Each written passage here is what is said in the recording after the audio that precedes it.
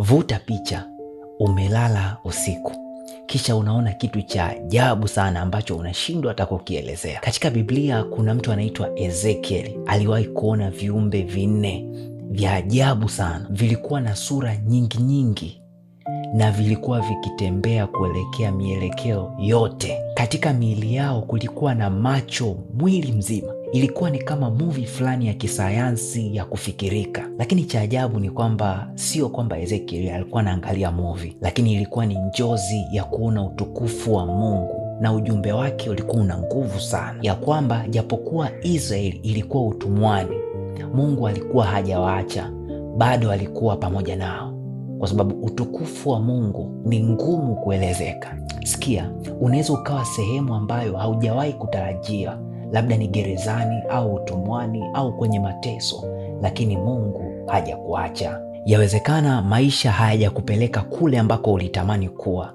lakini sio kwamba Mungu amekuacha. Umewahi kuhisi uwepo wa Mungu katika maeneo ambayo haukutarajia kabisa Mungu yuko pamoja nawe? Ikiwa hivyo, share nasi.